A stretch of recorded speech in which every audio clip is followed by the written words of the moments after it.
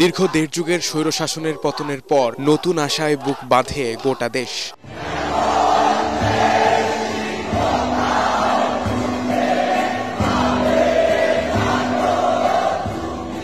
সেই আশার সারথি হয়ে দেশবাসীকে নতুন স্বপ্ন দেখাতে আত্মপ্রকাশ করতে যাচ্ছে শেখ হাসিনা বিরোধী গণ আন্দোলনের নায়কদের নেতৃত্বে ছাত্র নাগরিকদের বহুল আলোচিত নতুন রাজনৈতিক দল। রাজনৈতিক দলের নাম হতে পারে জনতার দল, নতুন বাংলাদেশ পার্টি, রিপাবলিক পার্টি, জাতীয় শক্তি। এরই মধ্যে নতুন এই দলের নেতৃত্ব দিতে উপদেষ্টা পদ থেকে পদত্যাগ করেছেন নাহিদ ইসলাম। জুলাই আন্দোলনের অন্যতম এই যোদ্ধার উপরেই ভরসা রাখছে জাতীয় নাগরিক কমিটি ও বৈষম্য বিরোধী ছাত্র আন্দোলনের নেতারা। ভিশনের ফুলঝুরি মেগা অফারে ফ্রিজ কিনলেই পাচ্ছেন 16 পিসের আকর্ষণীয় গিফট বক্স একদম ফ্রি। চোখের সামনে ভাসে ওনার সাথে যেভাবে রাজু ভাস্কর্য থেকে দাঁড়িয়ে সেটা আমরা ওনাকে নিয়ে সেই বঙ্গভবন পর্যন্ত গিয়েছি, আমরা সচিবালয় পর্যন্ত ওনাকে দিয়ে এসেছি।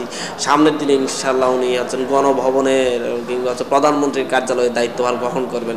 সুতরাং জনতার কাছাকাছি থেকে জনতাই তাকে আবার হচ্ছে ইনশাল্লাহ গণভবনে পৌঁছাইয়া দিবে। আগামী জাতীয় নির্বাচনে অন্য কোনো দলের সাথে জোটবদ্ধ হওয়া নিয়ে এখনই কোনো কিছু ভাবছে না তরুণদের এই দল। সবার আগে দেশের প্রতিটি মানুষের কাছে পৌঁছানোই তাদের লক্ষ্য বলে জানালেন নয়া দলের অন্যতম সংগঠক আব্দুল হান্নান মাসুদ। আমরা কোনো রাজনৈতিক দল কিংবা আমরা কোনো জোট কিংবা হচ্ছে কোনো ক্ষমতার ভাগিদার হওয়ার জন্য আমরা মুখাপেক্ষী নই। আমরা মূলত হচ্ছে মানুষের মুখাপেক্ষী। আমরা মানুষের কাছে যাব, প্রত্যেকটা মানুষের কাছে পৌঁছাবো। আমাদের কাজ হচ্ছে এখন মানুষের কাছে যাওয়া, জোটে যাওয়া কিংবা দলে যাওয়া আমাদের কোনো লক্ষ্য উদ্দেশ্য নেই।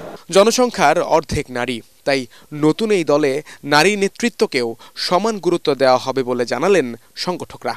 আমাদের রাজনৈতিক পরিমণ্ডলে নারীদের যে অংশগ্রহণ সেটাকে নিশ্চিত করার লক্ষ্যে শুধুমাত্র নামে মাত্র নয়, সামনে যে নতুন রাজনৈতিক দল আসবে সেখানে নারীদেরকে নেতৃত্ব স্থানীয় জায়গায় এবং সিদ্ধান্ত গ্রহণের টেবিলে আমরা দেখতে পাবো। তারা এও জানান জনপ্রত্যাশা পূরণের প্রতিশ্রুতি নিয়ে সম্পূর্ণ ব্যতিক্রমধর্মী হবে নতুন এ রাজনৈতিক দল, যার গঠনতন্ত্র ও নির্বাচনী ইশতেহারেও থাকবে বৈচিত্র্য।